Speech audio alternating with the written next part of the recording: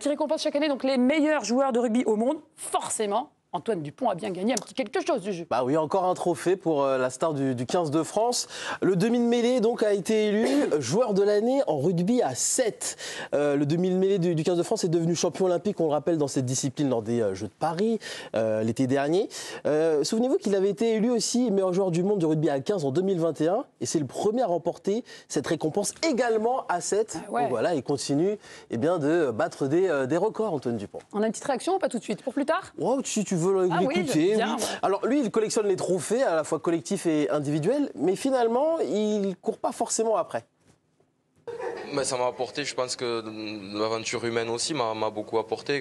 Ça m'a apporté encore de l'expérience, même si c'est un sport qui est différent. J'ai pu expérimenter encore une fois d'avoir joué une compétition incroyable à domicile en plus. Et puis après, sur tous les aspects techniques que j'avais déjà abordés, la technique individuelle, elle est hyper importante à 7. Il n'y a aucun secteur qu'on peut délaisser. J'ai jamais rêvé d'être meilleur joueur du monde quand j'étais petit. C'était pas quelque chose qui me motivait plus que ça. Je rêvais de gagner des Brennus, de gagner des Six Nations, des Coupes du Monde. C'est quand même hyper gratifiant, c'est une fierté incroyable de se dire, de mettre des mots là-dessus, mais ça n'a jamais été un objectif de vie. Et forcément, on est très content pour lui, hein, très fiers, nous, en tant que Français, mais on peut quand même se poser la question du mérité. Est-ce que c'est vraiment logique? Est-ce que c'est totalement mérité pour Dupont, qui, on le rappelle, n'a que très peu joué à 7, finalement? Hugo Bonneval, c'est toi le rugbyman du plateau, donc mouille-toi un petit peu pour changer. Je vais me mouiller, mais c'est mérité parce qu'il a gagné toutes les compétitions qu'il a entreprises cette année, il les a gagnées,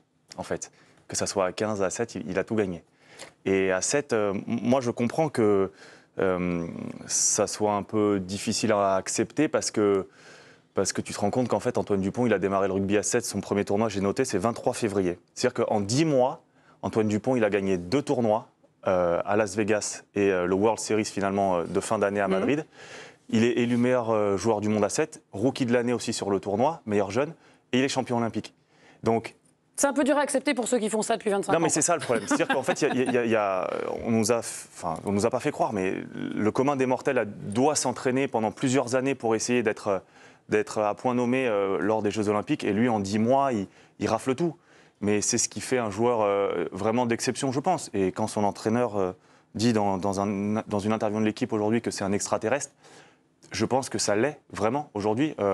En fait, l'impact qu'il a eu sur le terrain et en dehors avec cette équipe, la confiance qu'il a réussi à leur amener. Moi, le premier, par exemple, je ne pensais pas qu'aussi rapidement, il arriverait à avoir un impact sur toute l'équipe de France globalement, en fait, même sur les performances de ses coéquipiers, par son aura, par ce qu'il dégage et ce qu'il véhicule sur le terrain, par la crainte aussi qu'il amène aux adversaires. Il a réussi à se fondre dans un collectif d'une manière exceptionnelle. Et aussi, il faut tirer un grand coup de chapeau aussi au staff de cette équipe de France à 7, à l'entraîneur, Jérôme Daré, qui est meilleur entraîneur du monde. Pour la première fois, on a un entraîneur de rugby à 7 qui est élu meilleur entraîneur du monde. Là, il y a plus de 7 de 15, c'est un entraîneur français. Il n'y avait que 2 entraîneurs français dans l'histoire qui avaient été élus. Enfin, c'est le deuxième, pardon. Bernard Laporte, en 2002, avait été élu meilleur entraîneur du monde. Lui, il était à 15 avec l'équipe de France de rugby. Il n'y a pas de catégorie 7 ou 15 pour le titre de meilleur entraîneur. Non, là, on se rend compte de ce qu'il a amené au 7 aussi. Alors après, on va me dire qu'en 10 mois, il a casser le game et qu'il repart et qu'on le reverra peut-être qu'en 2028. Mais pendant 10 mois, waouh quoi, quel chemin fantastique.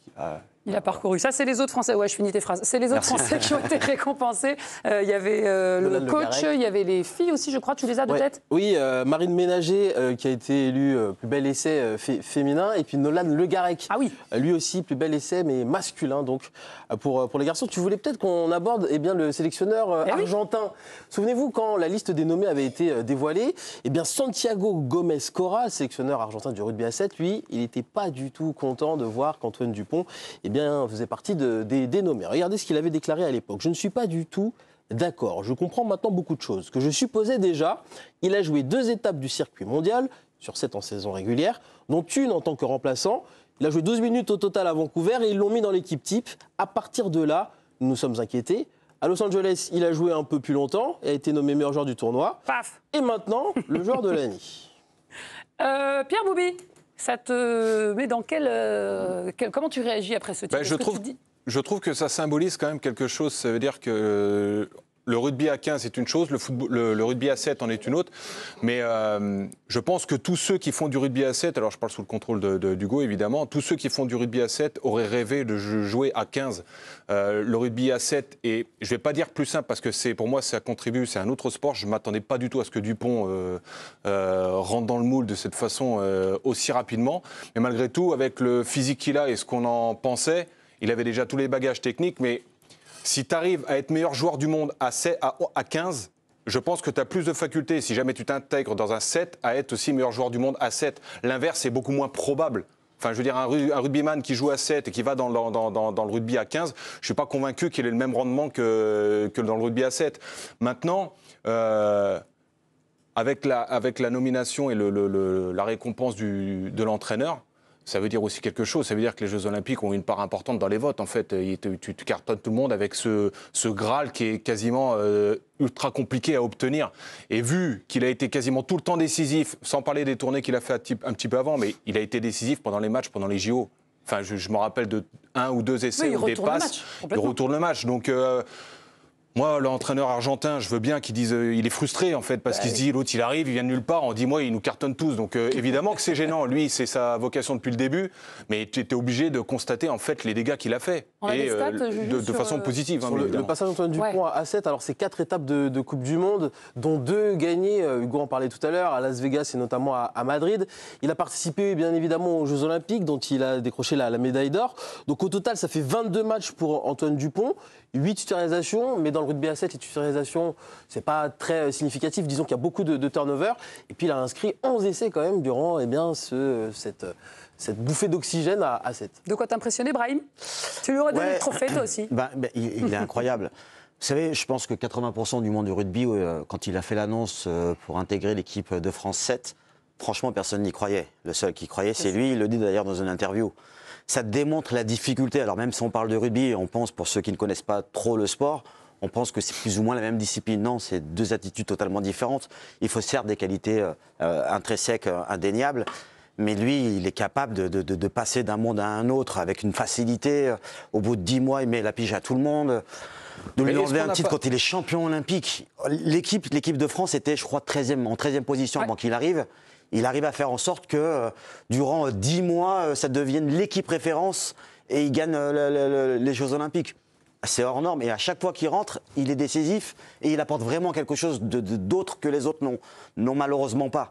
Oui, c'est un phénomène. Je peux comprendre que les autres pays sont un peu jaloux, mais tu rêves d'avoir un joueur comme ça dans ton effectif. Mais est-ce qu'on n'a pas vu ça, nous, en tant qu'amateurs de rugby, sans être professionnels comme Hugo, d'une manière trop compliquée parce qu'on pensait que c'était pas le même sport? Parce que moi, je me rappelle de beaucoup de rugbyman, dont toi, qui pensaient que ça allait le faire parce qu'en fait, il a des caractéristiques qui sont particulières physiquement. Parce que tous les rugbyman que j'avais vu en parler disaient mais ça va le faire en fait.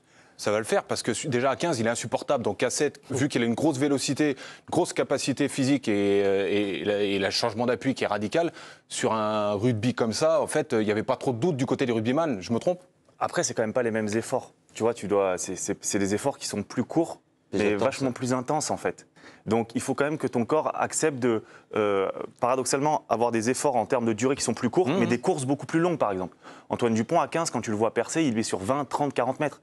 Là, il faut être capable de lever les compas, tu sais, 80 mètres. Et il vous a surpris par rapport à ça? Franchement, moi où il m'a surpris, avant lui, Virimi Vakatawa, qui était un joueur français d'origine fidjienne, qui avait joué à 7, qui avait été un des meilleurs joueurs du monde, n'avait pas permis à la France de gagner des titres. Tu vois, là, il a fait la diff. Et moi, je m'attendais... Franchement, je ne savais pas s'il allait être meilleur que Virimi Vakatawa, tu vois, parce qu'individuellement, intrinsèquement, est-ce que ses qualités sont meilleures que celles de Virimi à 7? Je ne sais pas.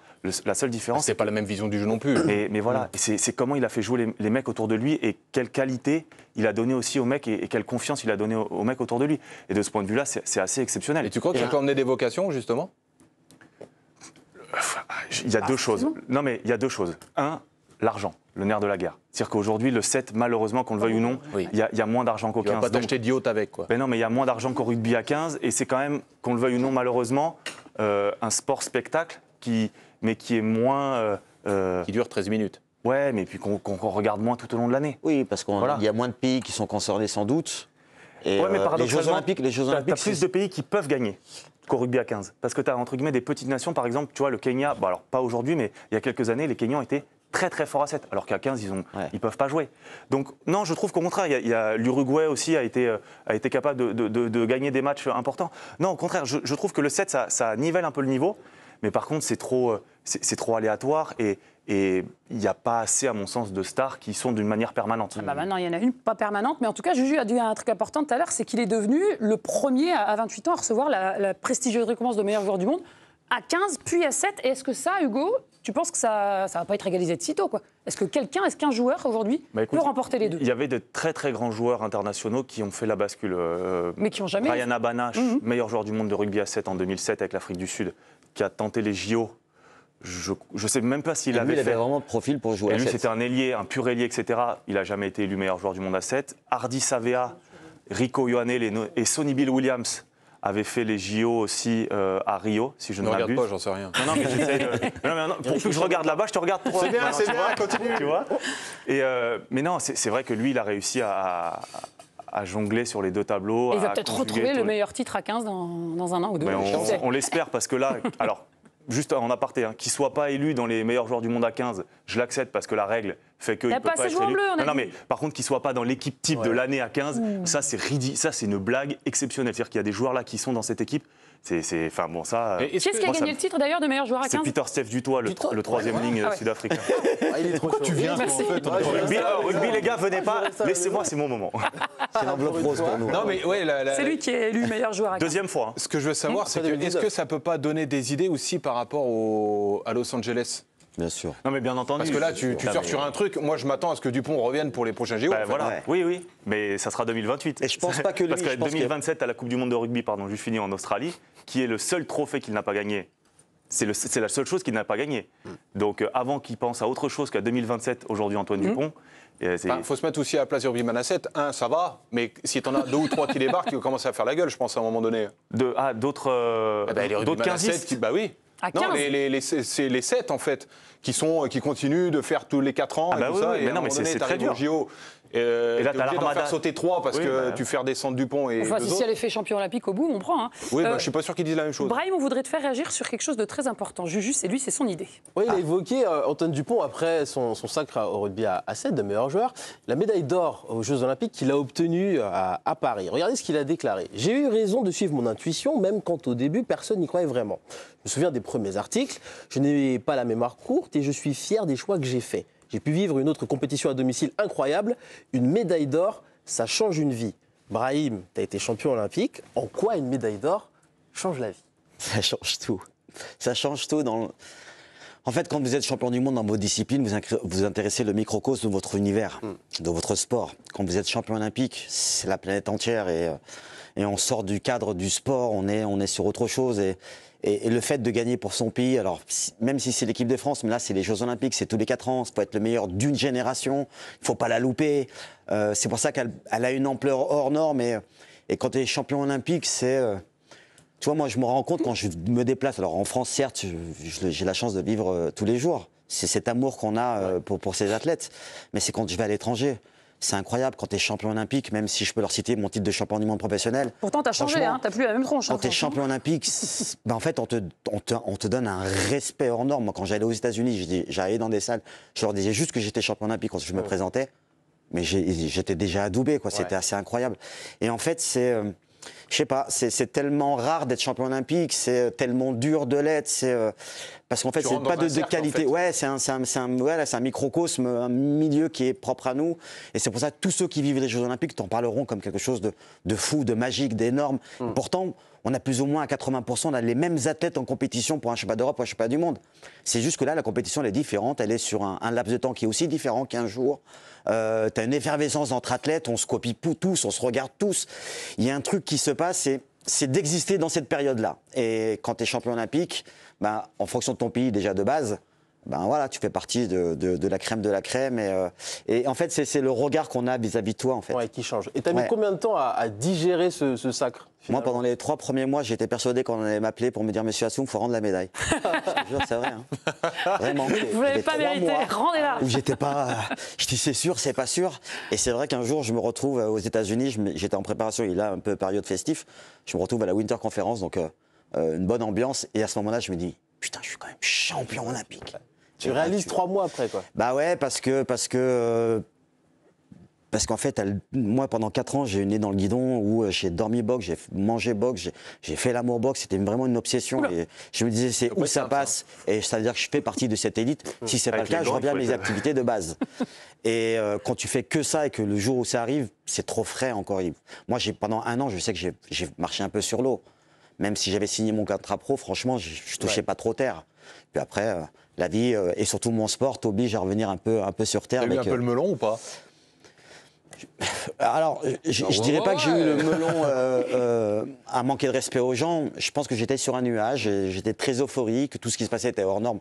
Quand on t'appelle, on te dit, on te met un jet privé pour venir à tel endroit.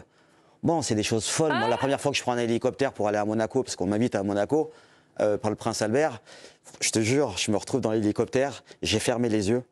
Et j'avais la musique de Magnum. Ah, je l'avais pas. Le pilote, c'était un mec normal. Moi, je l'ai imaginé le Renoir dans Magnum. Tu vois, c'est plein de choses comme ça. Et quand t'as un matin, t'as la chance de le vivre. Franchement, garder les pieds sur terre, c'est pas aussi. Je m'en doute. Bah ouais. La seule chance, j'avais 2 paramètres qui m'aidaient, c'était l'éducation de mes parents, parce que c'est des commerçants, et le fait que c'est un sport dur. Et j'avais un monsieur à Carriès, franchement, qui était très violent avec moi à l'entraînement, mais pour que je sois le meilleur demain. Donc il ne m'a pas laissé cette place-là de trop exagérer. Une médaille d'or olympique, ça change la vie, ça nous marque à vie, ça nous unira pour toujours. Hugo, pour revenir au rugby, tu comprends que ça a plus d'impact qu'une Coupe d'Europe, qu'un bouclier de Brennus et peut-être qu'un titre de champion du monde, qu'on le souhaite. Dans le... Je sais, avec le rugby, c'est pas pareil, c'est pour ça que je te demande. Non, je pense que dans l'environnement français du rugby, un bouclier de Brennus, il n'y a rien de mieux. Mais enfin, là où je rejoins Braille, mais je ne connais pas cette chance-là. Mais en fait, tu passes d'un athlète peut-être le plus performant dans ta discipline à une personne publique dans le monde entier, en fait. Une méga star. Où tu fais partie des champions olympiques. Et que tu sois au fin fond de la Patagonie ou en Afrique subsaharienne ou en Asie. Tu dépasses l'Europe, quoi. Non, mais tu es champion olympique. Tu rentres dans un cadre privé des champions olympiques. Et vous savez quoi? Le rugby à 7, c'est chez nous maintenant, Julien. Ça arrive sur le groupe L'équipe avec l'acquisition des Seven Nations Series. C'est le circuit mondial du rugby à 7. La chaîne diffusera les principales affiches des équipes de France masculines et féminines, commentées par Benoît Cosset notamment et Jonathan Legel, fraîchement retraité comme consultant. Et puis l'équipe live proposera l'intégralité des matchs. Première diffusion programmée ce samedi à 9h15. Ce sera sur la chaîne. Ça se passe du côté de Dubaï pour cette première étape. Et en plus, en voyage. On a hâte de découvrir ça.